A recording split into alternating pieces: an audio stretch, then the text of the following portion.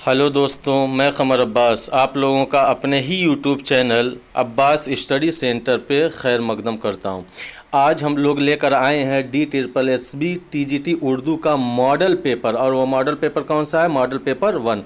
आगे की वीडियो में हम लोग क्या है कि डेली बाय डेली क्या है कि पार्ट 1 पार्ट 2 करके ऐसे ही मॉडल पेपर के तौर पर क्या है डिस्कशन करने वाले हैं। और ये सारे के सारे क्वेश्चन क्या है खुद से बनाए गए हैं और ये NCERT बेस्ड हैं, यानी 9वीं 10वीं 11वीं 12वीं में जो असबाक हैं उनसे ये सारे के सारे क्वेश्चन उठाए गए हैं। तो ये वीडियो और आगे आने वाली वीडियो आप लोगों को DSSB TGT उर्दू और BPSC TRE 4 के लिए बहुत ही कारआमद साबित होने वाली है। तो चलिए आज मॉडल पेपर 1 के लिए हम लोग डिस्कशन करने जा रहे हैं और उसके पहले क्वेश्चन की तरफ नज़र करते हैं जिसमें कहा जा रहा है कि क्या है कि दर्ज झेल गज़ल किस शायर की है? तोहमते चंद अपने ज़िम्मे धर चले, जिस लिए आए थे हम सो कर चले। इस मिसरे से शुरू होने वाली गज़ल किसकी है, यानी उसके तख्लीक़कार कौन है? क्या मीर तकी मीर हैं, ख्वाजा मीर दर्द हैं, अल्ताफ़ हुसैन हाली हैं या अली सिकंदर जिगर मुरादाबादी है? तो 9वीं जमात में जो शामिल निसाब गज़ल है कि तोहमत चंद अपने ज़िम्मे धर चले, जिस लिए आए थे हम सो कर चले, यह ख्वाजा मीर दर्द की गज़ल है। तो यहाँ पे दूसरा ऑप्शन सही हो जाएगा। सवाल नंबर 2 की तरफ देखते हैं कि क्या कहा जा रहा है कि मोमिन खान मोमिन की पैदाइश कहाँ हुई थी? क्या दिल्ली में हुई थी, लखनऊ में हुई थी, आगरा में हुई थी या पानीपत में हुई थी? तो मोमिन खान मोमिन की जो पैदाइश हुई थी वह 1800 ईस्वी कहाँ पे हुई थी? दिल्ली में हुई थी। और इनकी वफ़ात यानी इंतकाल भी क्या है 1852 ईस्वी में।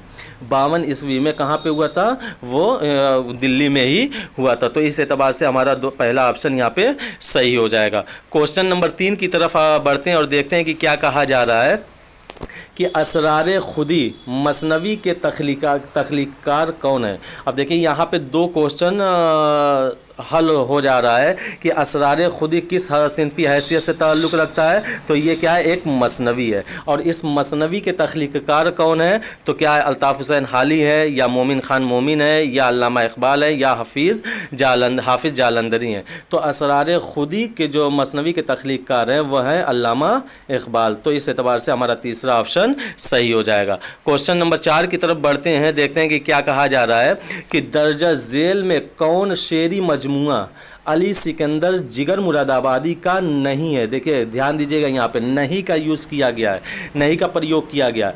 क्या दागे जिगर है, क्या शोले तूर है, क्या आतिश गुल है या रमूज़े बेखुदी है?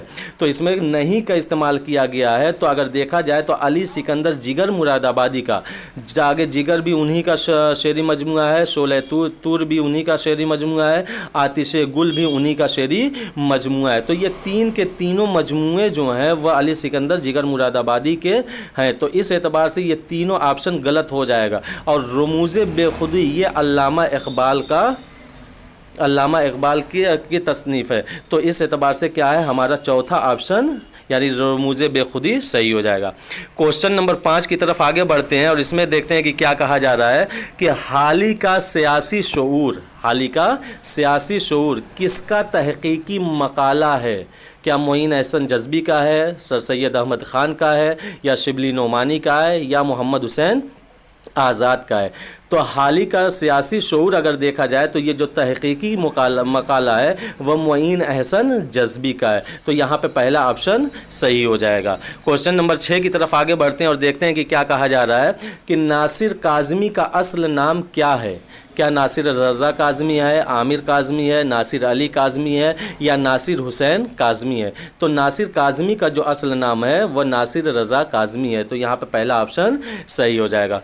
क्वेश्चन नंबर 7 की तरफ आगे बढ़ते हैं और देखते हैं कि क्या कहा जा रहा है कि खुश्क चश्मे के किनारे सिनफी हैसियत से क्या है? यानी ये जो खुश्क चश्मे के किनारे ये जो तसनीफ़ है इनकी सिनफ़ी हैसियत क्या है, क्या ये शेरी सिनफ़ है या नसरी सिनफ़ है, अगर नसरी भी सिनफ़ है तो उसकी सिनफ़ी हैसियत क्या है, क्या ये नाविल है, क्या ये मज़ामीन का मजमूआ है, क्या ये अफ़साना है, क्या ये गज़ल है। तो खुश्क चश्मे के किनारे ये क्या है, मज़ामीन का मजमूआ है। और ये मज़ामीन का मजमूआ किसका है, यही नासिर रज़ा काज़मी का मज़ामीन का मजमूआ है। तो यहाँ पे दूसरा ऑप्शन सही हो जाएगा। क्वेश्चन नंबर 8 की तरफ बढ़ते हैं और देखते हैं कि क्या कहा जा रहा है कि तेरी सदा है, तेरी सदा का है सदियों से इंतज़ार मुझे, मेरे लहू के समुंदर ज़रा पुकार मुझे। दर्जा बाला शेर किसकी गज़ल का है, क्या खलीलुर रहमान आज़मी का है, सर सैयद अहमद ख़ान का है, या मिर्ज़ा असदुल्ला ख़ान गालिब का है, या मीर तक़ी मीर का है। तो ये तेरी सदा है, तेरी सदा का है सदियों से इंतज़ार मुझे, मेरे लहू के समुंदर ज़रा पुकार मुझे। तो ये क्या है, जो गज़ल है वो क्या है, नवी जमात में शामिल निसाब गज़ल भी है। तो इसके जो तख्लीक़कार हैं वो कौन है, खलीलुर रहमान आज़मी है। तो यहाँ पे पहला ऑप्शन सही हो जाएगा। क्वेश्चन नंबर 9 की तरफ आगे बढ़ते हैं और देखते हैं कि क्या कहा जा रहा है कि नज़ीर अकबराबादी की नज़्म बंजारा किस हैयत की नज़्म है। हैयत से मुराद यहाँ पे क्या है, मुसद्दस है कि मुसल्लस है कि मुखम्मस है कि मुरब्बा है कि इस तरीके से जो हैयत होती है तो वह किस हैयत से ताल्लुक़ रखती है। तो नज़ीर अकबर आबादी की नज़्म बंजारा जो कि शामिल निसाब नज़्म है, उसकी हैयत अगर देखा जाए तो वह क्या है, एक मुखम्मस नज़्म है। यानी नज़ीर अकबर आबादी ने इसके हर शेर में क्या है, 5 बंद का इस्तेमाल किया है और ये भी शामिल निसाब नज़्म है। क्या है, बंजारा कौन सी हैयत का है, वह मुखम्मस हैयत की है। क्वेश्चन नंबर 10 की तरफ आगे बढ़ते हैं कि ये क्या है, बहुत ही मशहूर सवाल है कि अवामी शायर किसको तस्लीम किया जाता है। लेकिन क्या है, नवी जमात के जो नज़ीर अकबराबादी के सबक हैं उसमें क्या है कि शब्द ब शब्द इसका इस्तेमाल किया गया है कि अवामी शायर किसको कहा जाता है, नज़ीर अकबराबादी को कहा जाता है। यहाँ पे पहला ऑप्शन सही हो जाएगा। क्वेश्चन नंबर 11 की तरफ आगे बढ़ते हैं और देखते हैं कि क्या कहा जा रहा है कि अगर गज़ल के तमाम शेर मौजू के लिहाज से आपस में यकसा हो तो उसे क्या कहते हैं। क्या गज़ल मुसलसल कहते हैं, दो गज़ल कहते हैं, या क़ताबंद कहते हैं, या बैतुल गज़ल कहते हैं। तो यहाँ पे ज़हन नशीन करने वाली बात यह है कि गज़ल के तमाम शेर मौजू के लिहाज से यकसा हो। देखिए, गज़ल की एक खुसूसियत होती है कि जो इसके अशार जो होते हैं वह अपने आप में मुकम्मल होते हैं। दूसरा जो शेर होता है वो भी अपने आप में मुकम्मल होता है, लेकिन अगर तमाम शेर मौजू के लिहाज से आपस में यकसा हो तो उसे क्या कहते हैं, गज़ल मुसलसल कहा जाता है। तो यहाँ पे पहला ऑप्शन सही हो जाएगा। क्वेश्चन नंबर 12 की तरफ आगे बढ़ते हैं और देखते हैं कि क्या कहा जा रहा है कि अगर शायर गज़ल के अंदर किसी एक मज़मून या तजर्बे को किसी एक से ज़्यादा अशार में बयान करे तो उसे क्या कहा जाता है। देखिए, गज़ल की खुसूसियत जो कि अभी बताया गया है कि वो क्या है कि वो अपने आप में एक शेर क्या होता है, मुकम्मल होता है। लेकिन अगर कोई शायर अपने किसी मजमून या तजर्बे को इस वाले शेर में और दूसरे शेर में, इन दोनों को मिलाकर वो अपनी बात को पूरी करता है, या 3 शेर में या 4 शेर में मिलाकर अपनी बात को पूरी करता है, तो उसको क्या कहा जाता है। तो अगर देखा जाए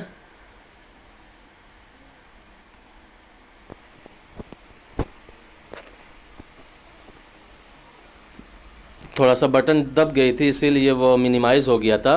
तो बात चल रही थी कि किसी अगर शायर गज़ल के अंदर किसी एक मजमून या तजर्बे को किसी एक अशार से ज़्यादा में बयान करे तो उसको क्या कहा जाता है। कहने का मतलब यहाँ पे ये है कि एक शेर ये क्या मुकम्मल होता है गज़ल में, ये शेर आपस में मुकम्मल होता है गज़ल में, लेकिन इन दोनों शेरों में मिलाकर कोई एक मजमून पेश करता है तो उसको क्या कहा जाता है, क़ता कहा जाता है। क्या कहा जाता है, क़ता कहा जाता है। तो यहाँ पे पहला ऑप्शन सही हो जाएगा। और फिर उसके बाद क्या, मुसलसल गज़ल क्या है कि तमाम शेर आप मौजू के अतबार से यकसा हो तो उसको गज़ल मुसलसल का है। नज़म के सभी लोग जानते हैं कि जिसको माने पिरोना के हैं, और कसीदा कसद से बना है, यह भी अरबी ज़बान का लफ्ज़ है।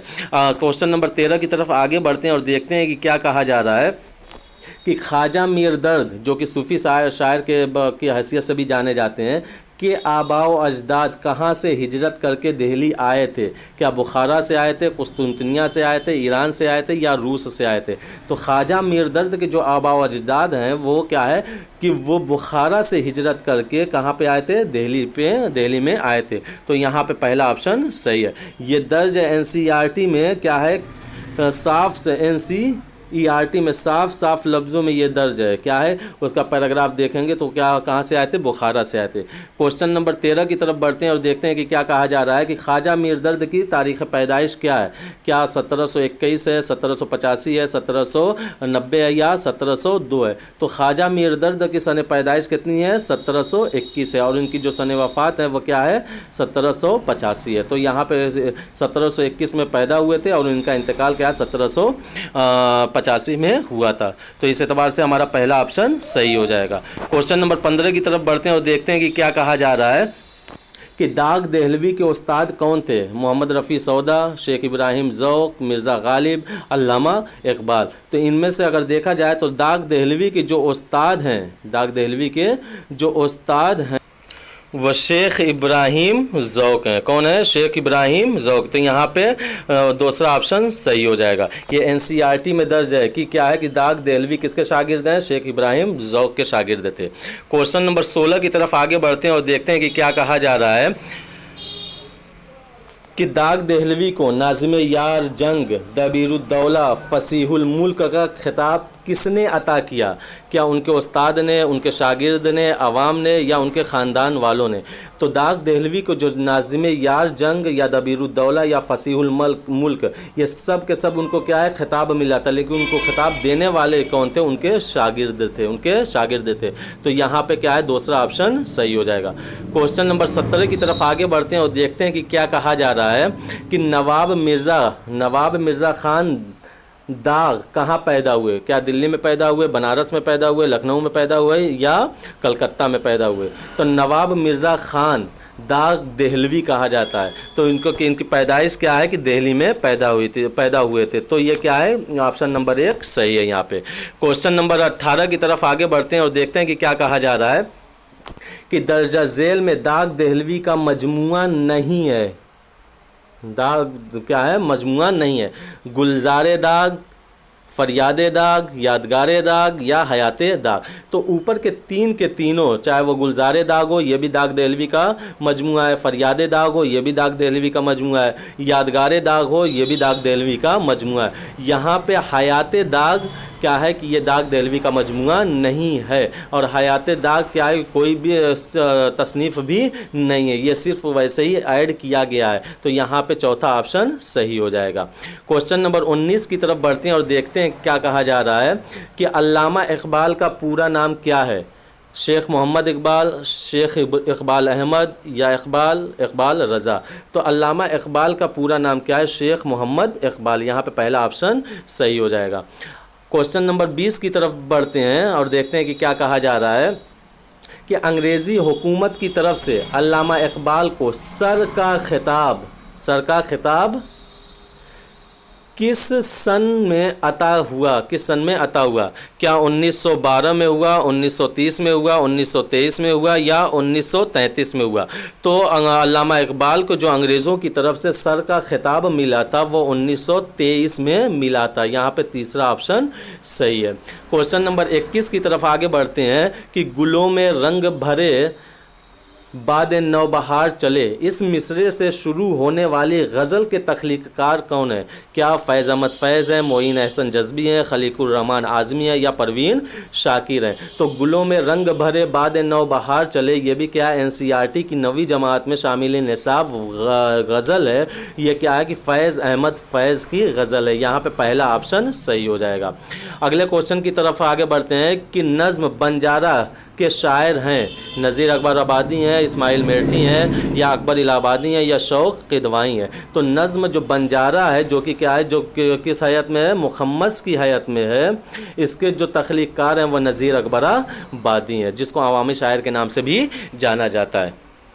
यहाँ पे पहला ऑप्शन सही हो जाएगा। क्वेश्चन नंबर 23 की तरफ आगे बढ़ते हैं कि दर्जा झेल में शौक़ किदवाई की नज़्म है। तो क्या है कि फूल की फरियाद, बदली का चाँद, फर्जी लतीफ़ा, रात और रेल। तो शौक किदवाई की जो नज़्म शामिल निसाब है वह क्या है? फूल की फरियाद है। तो यहाँ पे पहला ऑप्शन सही हो जाएगा। या आगे आने वाले जो इसमें ज़ेल में दिए गए हैं वह आगे क्वेश्चन के ज़रिए उसको सॉल्व किया जाएगा, इसलिए यहाँ पे उसकी वजाहत नहीं की जा रही है। क्वेश्चन नंबर 24 में देखा जाए कि नज़्म इत्तेहाद के शायर हैं। नज़्म इत्तेहाद ये भी शामिल नज़्म है, इसका शायर कौन है? अख्तरुल ईमान है, जानिसार अख्तरुल ईमान है, जानिसार अख्तर है, या असरारुल हक मजाज हैं, या जोश मलिया बादी हैं। तो नज़्म इत्तेहाद के जो शायर हैं वो कौन है? जानिसार अख्तर है। कौन है? जानिसार अख्तर। यहाँ पे दूसरा ऑप्शन सही हो जाएगा। क्वेश्चन नंबर 25 की तरफ आगे बढ़ते हैं और देखते हैं कि क्या कहा जा रहा है कि एतमाद किसकी नज़्म है? ये भी क्या शामिल निसाब नज़्म है? एतमाद ये किसकी नज़्म है? ये क्या है? क्या अख्तरुल ईमान की है, या जानिसार अख्तर की है, अली सरदार जाफरी की, या शौक किदवाई की है? तो एतमाद जो शामिल निसाब नज़्म है वो क्या है? अख्तरुल ईमान की नज़्म है। तो यहाँ पे पहला ऑप्शन सही हो जाएगा। क्वेश्चन नंबर 26 की तरफ आगे बढ़ते हैं कि गुज़रा हुआ ज़माना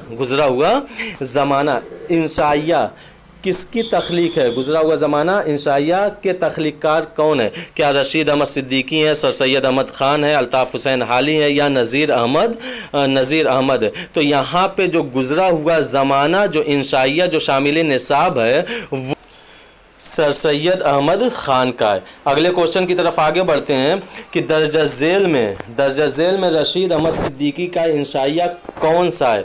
चारपाई, गुज़रा हुआ ज़माना, झिंगरे का जनाजा, मगर वो टूट गई।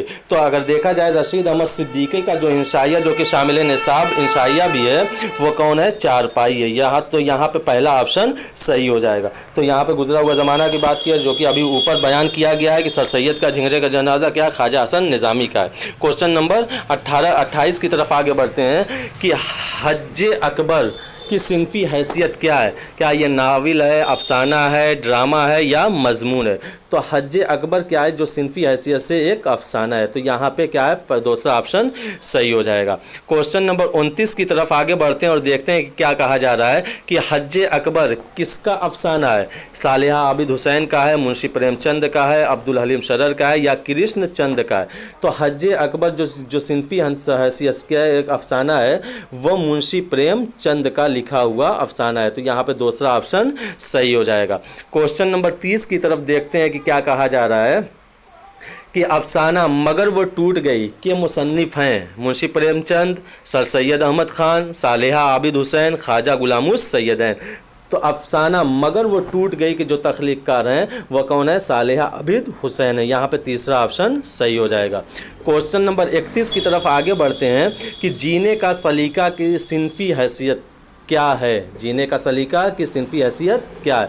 देखिए ये सारे के सारे क्वेश्चन क्या है कि एनसीईआरटी 9वीं जमात, 10वीं जमात, 11वीं और 12वीं जमात से उठाए गए हैं और आगे आने वाले वीडियोस में इसी तरीके से क्वेश्चन जो कि खुद से बनाए जाएंगे और उसमें प्रीवियस ईयर को आधार बनाया जाएगा और टोटली क्या है कि एनसीईआरटी से ही वो क्वेश्चन रहेंगे। और इंशाअल्लाह ये मान के चलिए कि ये जो सेशन कराए जा रहे हैं इसमें ज़्यादा से ज़्यादा फंसने के चांस रहेंगे, यानी इसी से टॉपिक से उठाए गए। तो यहाँ पे जो क्वेश्चन में पूछा जा रहा है कि जीने का सलीका की सिनफी हैसियत क्या है? क्या नाविल है, अफसाना है, मुख्तसर अफसाना है, या मुख्तसर मजमून है? तो जीने का सलीका जो है ये मुख्तसर मजमून है जो कि शामिल निसाब है, शामिल निसाब। तो इस एतबार से चौथा ऑप्शन सही हो जाएगा। क्वेश्चन नंबर 32 में देखा जाए कि जीने का सलीका मजमून के तख्लीक़कार हैं? कौन है? अब्दुल हलीम शरर है, मिर्ज़ा फ़रातुल्लाह बैग हैं, ख्वाजा गुलामुस सैयदैन है, या अल्ताफ़ हुसैन हाली हैं? तो जीने का सलीका जो मुख्तसर मजमून की हैसियत से शामिल निसाब है उसके जो तख्लीक़कार हैं वह है ख्वाजा गुलामुस सैयदैन। तो इस एतबार से तीसरा ऑप्शन सही हो जाएगा।